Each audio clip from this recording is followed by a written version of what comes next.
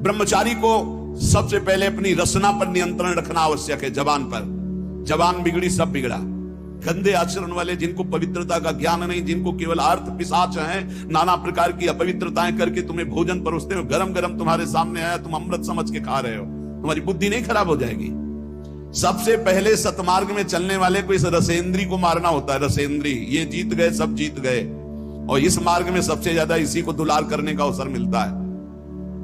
जहां निमंत्रण होगा वहां चक्क होगा, बस को खाओ और चौपट करो अपनी साधना, अपने परमार्थ को चौपट कर दो। खाना ही मृत्यु है और खाना ही जीवन है।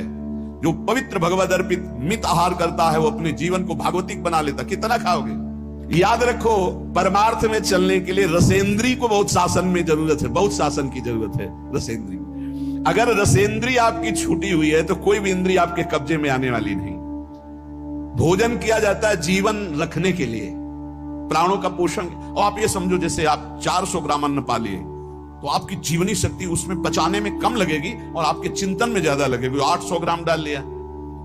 एक दिन सुना था 24 घंटे में एक मानव शरीर को स्वस्थ रहने के लिए 400 ग्राम अन्न की जरूरत होती, बस। इसके बाद तो ऊपर ओवरलोड करना है। इतनी हानि आप नहीं समझ पा रहे हो, रोगों का घर बढ़ा रहे हो। थोड़ा भोजन करो, सात्विक भोजन करो, और ऐसा भोजन करो जिसमें तेल आदि गरिष्ठ पदार्थ ज्यादा न हो, तो आपकी जीवनी शक्ति बढ़ेगी। आप उसी जीवनी शक्ति से भजन करेंगे। भजन में मन क्यों नहीं लगता? आप देखो, एक दिन खा के अच्छे, और एक दिन 2 रोटी खाओ केवल हमारे कहने के अनुसार, कि आपको लगे कि हाँ भूख लगी अभी, और छोड़ दो, फिर आप भजन में लगो, देखो कैसी वृत्ति जाएगी, सतोगुणी। चंचलता मन की तभी रुकती है जब सात्विक भोजन होता है। नेत्र की चपलता, बार बार इधर उधर देखना, कानों की चपलता, प्रपंच की बात सुनना, हर इंद्री का ब्रह्मचर्य हमें चाहिए। तो बहुत लाल मिर्च वाला गर्मा गर्म, ये ब्रह्मचर्य के लिए सब हानिकारक। उत्तेजक भोजन नहीं, उत्तेजक दृश्य नहीं, उत्तेजक बातें नहीं, तभी संयम से चला जा सकता है। प्रतिदिन एकाग्रता पूर्वक कुछ सदग्रंथों का स्वाध्याय सबको करना चाहिए, सत्संग सुनना चाहिए, परम पवित्र महाभागवतों के चरित्र पढ़ने चाहिए, सरलता पूर्वक विश्वेश्वर भगवान की प्रार्थना, उनका नाम जप करना चाहिए।